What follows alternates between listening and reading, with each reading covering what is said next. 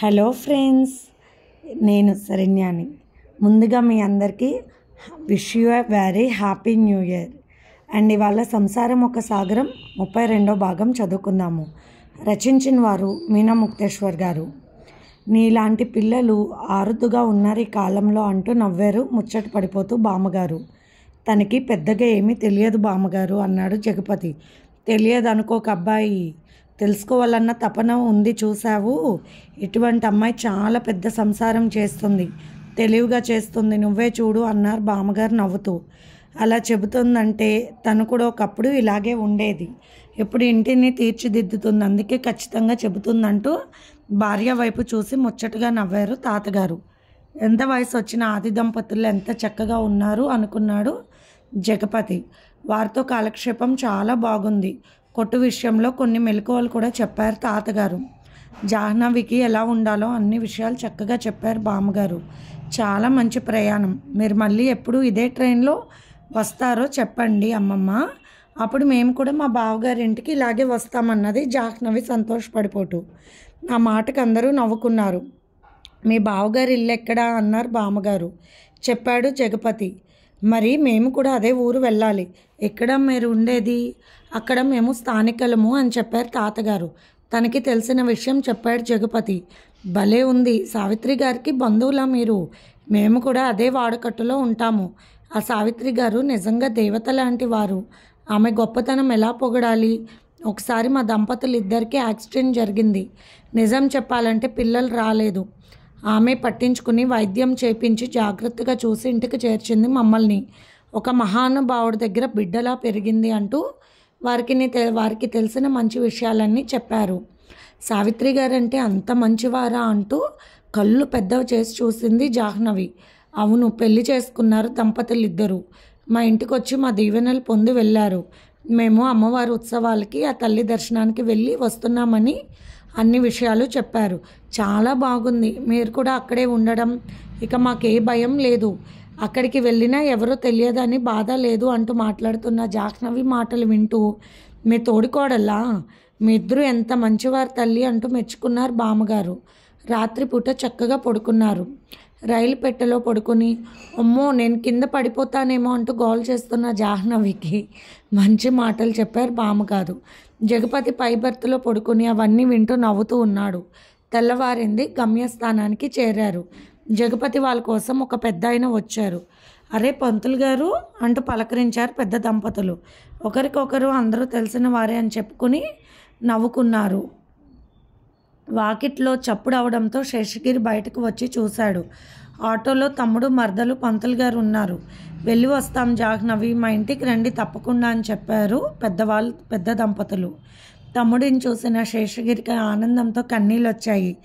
ఎంతో మొరటుగా తైల సంస్కారం లేకుండా ఉన్న తలతో ఒక రకంగా పిచ్చివాడిలాగా కళ్ళల్లో ఏ కాంతి లేకుండా ఎప్పుడు తాగుతూ తోలుతూ కనిపించే అన్నయ్య ఎంతో చక్కగా పద్ధతిగా చక్కటి బట్టలతో క్లాస్గా కనిపించేసరికి జగపతికి చాలా ఆనందం కలిగింది. తమ్ముడు కూడా అలా చక్కగా ఉండేసరికి శేషగిరికి ఆనందం కలిగింది. అరే భలే వచ్చారా, చాలా సంతోషమని లోపలికి వెళ్ళారు.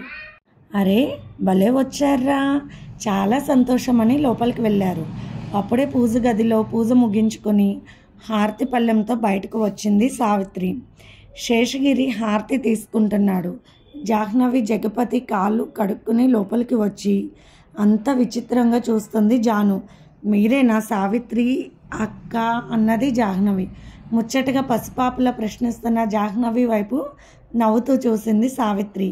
ఎంత బాగున్నావు, ఎంత మంచి అమ్మాయివి, నీ మాట తీరు కూడా చాలా బాగుంది జాహ్నవి అంటూ మెచ్చుకున్నది సావిత్రి. కానీ మీరు నాకు ముందు నచ్చలేదని జాహ్నవి అంటుంటే జగపతి తప్పు, అలా అనకూడదు అన్నాడు. ఉండండి, మనసులో ఉన్న మాట చెప్పాలి కదా. అంజమ్మకు ఉంది కదా, బావగారిని మళ్ళీ పెళ్లి చేసుకున్నారని నాకు చాలా కోపం వచ్చింది మీ మీద. కానీ మీరు చాలా మంచివారని అన్ని విషయాలు తర్వాత తెలిసాయి. ట్రైన్లో కూడా బామ్మగారు వాళ్ళు మీరు చాలా మంచివాళ్ళని చెప్పారు. అందుకే ఇప్పుడు నాకు చాలా ఆనందంగా ఉంది మిమ్మల్ని చూస్తుంటే అన్నది జాను. అరమరికలు లేని మనస్సుతో, పసిపిల్లల మనస్తత్వంతో ఎంతో అందంగా మాట్లాడుతున్న జాహ్నవి వైపు చూసి చక్కగా నవ్వేసింది సావిత్రి. క్షమించండి వదిన, జాహ్నవికి మాట తీరు కుదరదు అన్నాడు జగపతి. ఏమీ పర్వాలేదు, ఇలా మంచి మనస్తత్వం ఉన్న అమ్మాయిలతో ఇబ్బందే లేదు. నాకు చాలా నచ్చింది జాహ్నవి అంటూ నవ్వింది సావిత్రి. వెంటనే ఫ్రెష్ అయ్యి రండి, టిఫిన్ చేద్దరు కానీ, చాలా సంతోషంగా ఉంది. ఇక మీ అన్నయ్య గారి సంతోషం చెప్పేది కాదంటూ శేషగిరి ముఖం వైపు చూసి సంతోషపడింది సావిత్రి. అంజమ్మ బయటకు వచ్చింది అప్పుడే స్నానం చేసి. అక్క ఎలా ఉన్నారు, ఎందుకు ఇలా చిక్కిపోయావు నువ్వు అంటూ అంజమ్మను కౌగిలించుకుని ఏడ్చింది జాహ్నవి. జాహ్నవి కనబడడమే దుఃఖం ఆగలేదు అంజమ్మకు. అమాయకత్వమైన మనసు, నేను ఎన్ని పాపాలు చేసినా ఆ పాపాలు ఏవి కూడా పాపం ఈ అమ్మాయి మనసుకు అంటుకోలేదు. అదే నా అదృష్టం అనుకుని కన్నీళ్ళయింది. అక్క, ఇప్పుడు మీకు ఆరోగ్యం ఎలా ఉంది? అప్పుడు నాకు జరిగినట్టు మీకు కూడా జరిగిందంటగా, నాకు అప్పుడు ఏమీ తెలియలేదక్క. పాము వచ్చిందన్నారు కదా, భయంతోనే ఉన్నానంటూ చెబుతున్న జాహ్నవి మాటలకు తను చేసిన పిచ్చి పనులన్నీ గుర్తుకు వచ్చి జగపతి వైపు చూసి కన్నీరు పెట్టుకుంది అంజమ్మ. వదినా, బాధపడకండి, అన్నీ బాగానే ఉన్నాయి, చాలా సంతోషంగా ఉంది. ఇంత పెద్ద ఇంట్లో మిమ్మల్ని చూస్తుంటే అన్నాడు ఆనందంగా జగపతి. జగపతి, జాహ్నవి ఇద్దరూ చక్కగా ఫ్రెష్ అయి వచ్చారు. పంజాబీ డ్రెస్ వేసుకున్న జాహ్నవి చిన్న పిల్లలా ఉంది. అక్కడ పరిస్థితులు ఎలా ఉన్నాయి జగపతి అంటూ అడిగాడు శేషగిరి. అన్నీ బాగున్నాయి అన్నయ్య అంటూ జరిగిన విషయాలన్నీ చెప్పాడు. సమర్థత ఉంటే మనం ఏదైనా సాధించవచ్చు అంటూ ఈ ఆనందాన్ని అమ్మ చూడడానికి ఉంటే బాగుండేది అన్నాడు శేషగిరి. అక్కడున్న తల్లి ఫోటో ముందు నిలబడి దండం పెట్టుకున్నారు జగపతి, జాహ్నవి. వేర్లంకమ్మ ఫోటో చూసి బాగా ఏడ్చేసింది జాహ్నవి. అత్తయ్య ఎలా చచ్చిపోయారు, పాము ఖర్చు అన్నది. పాము ఖర్చు కాదమ్మా, నా బుద్ధి అనబోయిన అంజమ్మ మాటలకు అడ్డు వచ్చి మీరు ఇంకెప్పుడు మిమ్మల్ని నిందించుకోవద్దు వదినా, ఇక వదిలేసేయండి. గతం గతహ, జరిగింది జరిగిపోయింది. ఇకపై మనమంతా ఆనందంగా ఉండాలి. అమ్మ తప్పకుండా వదిన కడుపున పుడుతుంది అన్నాడు జగపతి సావిత్రి వైపు చూస్తూ.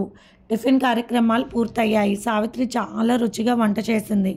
రాత్రి కూడా ఏమీ తినకపోయేసరికి సరిగ్గా ఆవురమంటూ తింటున్నాడు జగపతి. శేషగిరి తినే సంగతి తెలుసు కాబట్టి జగపతికి కడుపు నిండా వడ్డిచ్చింది నవ్వుతూ సావిత్రి. టిఫిన్ కార్యక్రమాలు అయ్యాక శేషగిరి జగపతితో కలిసి తన రైస్ మిల్కు వెళ్ళారు. అంజమ్మ మాట్లాడుతూ ఉండగానే చేతులు వణుకుతూ ఉన్నట్టు కనిపించే జాహ్నవి. అక్క, ఎందుకు నీకు ఇలా చేతులు వణికిపోతున్నాయి అన్నది జాహ్నవి ఆశ్చర్యంగా చూస్తూ. అవును నిజమే, ఎందుకు అక్క వణుకుతున్నాయి అన్నది సావిత్రి. ఏం లేదమ్మా, బలహీనంగా ఉన్నాను కదా, అందుకే డాక్టర్ గారు చెప్పారు ఇలా ఉంటుందని అన్నది అంజమ్మ. ఎందుకు అలా మాట్లాడుతున్నారు, నువ్వు కూడా చచ్చిపోతావా అన్నది జాహ్నవి. తప్పు జాహ్నవి, అలా మాట్లాడకూడదమ్మా అన్నారు సావిత్రి గారు. తప్పు లేదు, తను అన్నది నిజమే. నేను నిజానికి ఎప్పుడో చచ్చిపోయాను. ఇప్పుడు ఉన్నది మంచి మనసు. నీ మంచి మనసు ఈ బలహీనమైన శరీరంలో ఎన్నాళ్ళు బతికి ఉంటుందో తెలియదని మనసులో అనుకుని బాధపడింది అంజమ్మ. ఇలా చేతులకు కాళ్ళకు వణుకు వస్తుంటే ఆయుర్వేద నూనె రాసుకునేవారు పెద్దమ్మ. వాళ్ళు కేరళలో చేస్తారంట అంటూ చాలా ఆశ్చర్యంగా తనకే తెలుసు అన్నట్టు ఆనందంగా చెప్పింది జాహ్నవి. నిజమే అక్క, మనకు దగ్గరలోనే కేరళ వైద్యులు ఆధ్వర్యంలో నడుస్తున్న ఒక హాస్పిటల్ ఉంది.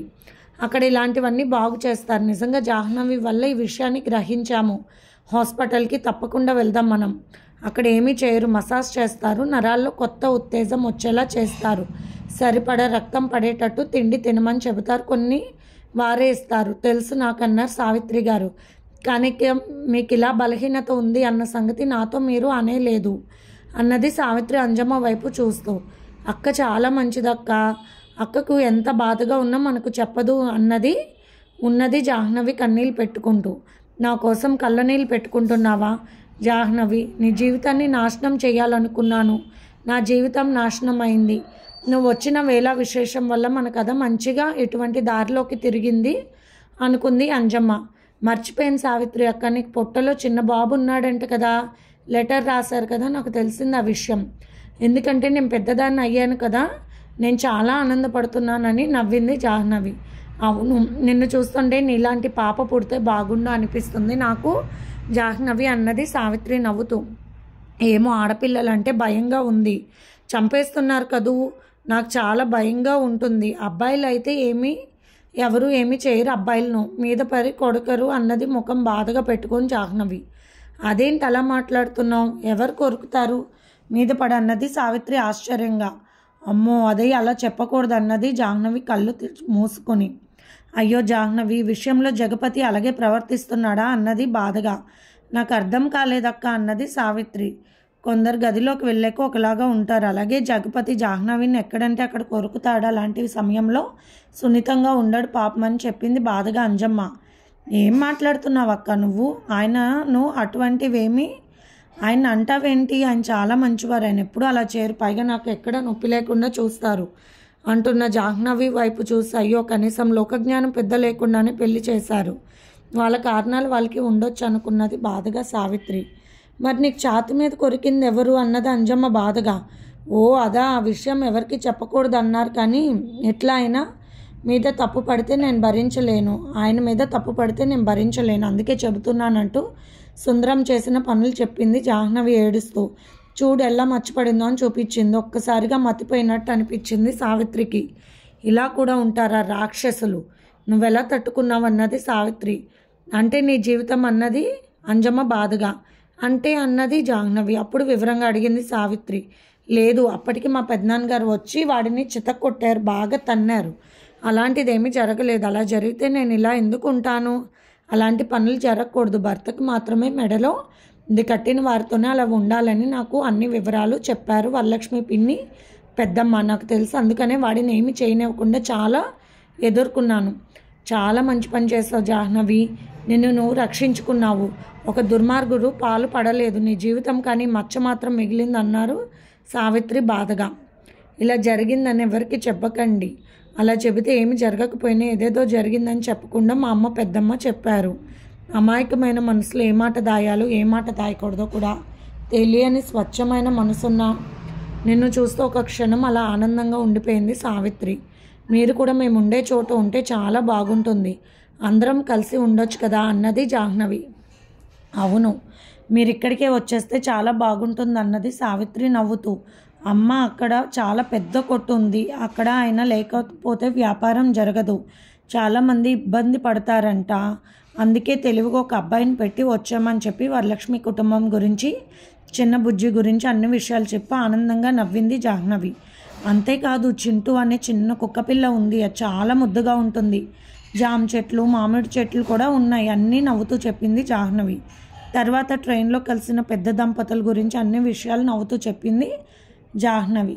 వారు చాలా మంచివారని చెప్పింది సావిత్రి.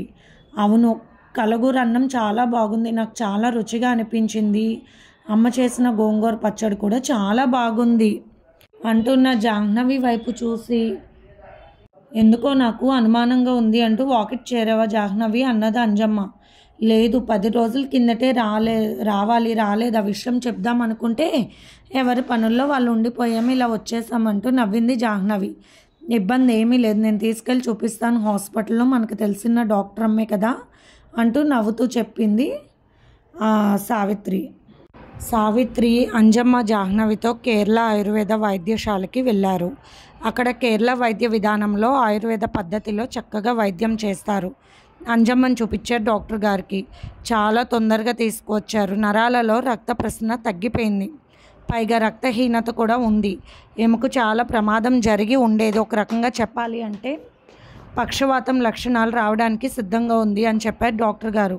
వెంటనే వైద్యం మొదలు పెట్టాలని చెప్పారు డాక్టర్ గారు. ఏవో ఆకులు పసరు తీసుకొచ్చి అంజమ్మకు రాస్తుంటే ఆ వాసనకు వాంతి వచ్చినట్టు అయింది సావిత్రికి.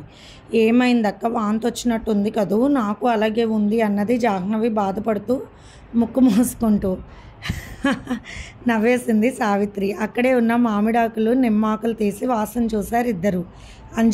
అంజమ్మకు అరగంట పైనే వైద్యం జరిగింది. ఈలోపు అక్కడున్న తోటలోకి నడిచి వచ్చారు జాహ్నవి సావిత్రి. అక్కడ తోటలో చెట్టుకున్న మామిడికాయ బాగుంది, కోసుకోవచ్చా అని అడిగింది జాహ్నవి ఆశగా. చాలా పుల్లగా ఉంటాయమ్మా అని చెప్పాడు వాచ్మెన్. అయితే తొందరగా ఇవ్వు అన్నది జాహ్నవి చాలా ఇష్టంగా. నిజానికి సావిత్రికి కూడా తినాలని నోరూరుతుంది. ఆ వాచ్మెన్ ఇద్దరు ఆడకూతురులు తన బిడ్డల్లా ఉన్నారనుకుని కాయను శుభ్రంగా కడిగి ముక్కలు కోసిచ్చాడు. సావిత్రి జాహ్నవి ఎంతో ఆనందంగా తింటూ ఉన్నారు. ఆ తర్వాత కాసేపటికి అంజమ్మ దగ్గరికి వెళ్ళారు. ఆమె శరీరం ఆకులతో కప్పబడి ఉంది, రోజుకి చాలు, రేపొద్దున్నే నుండి ఉదయాన్నే పంపించండి, వైద్యం చేయడం చాలా ముఖ్యం ఆమెకు. సరైన సమయానికి తీసుకొచ్చి మంచి పని చేశారు అన్నారు డాక్టర్ గారు. అక్కడి నుంచి బయలుదేరి సావిత్రి తను చూపించుకున్న హాస్పిటల్లో జాహ్నవిని కూడా చూపించింది.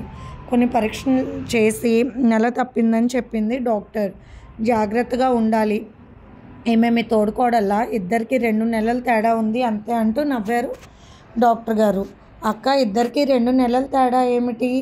నీకేమైంది, నాకేమైంది అన్నది జాహ్నవి భయంగా మొహం పెట్టి.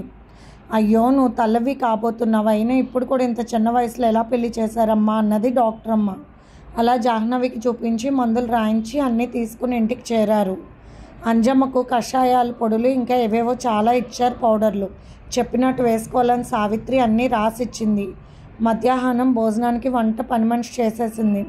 శేషగిరి, జగపతి ఇద్దరు కూడా రైస్ మిల్కి వెళ్ళారు. చాలా పెద్ద రైస్ మిల్ అది. ఆ తర్వాత గానుగ మిషన్ దగ్గరకు వెళ్ళారు. 4-5 రకాల మిషన్లు ఉన్నాయి. నిరంతరం పని జరుగుతూ ఉంటుంది. నమ్మకమైన పని వాళ్ళు ఉన్నారు. ఇతర రాష్ట్రాలకు వెళ్తూ ఉంటుందంట సరుకు, అందువల్ల లాభాలు ఎక్కువే. ఉన్న ప్రాంతంలో మాత్రం ధరలు తగ్గించి ఇస్తారంట, అందువల్ల జనం తాకిడి కూడా ఎక్కువే. అన్నీ చూసిన జగపతి చాలా ఆనందపడ్డాడు. ఇది ఫ్రెండ్స్ ఇవాల్టి ఎపిసోడ్.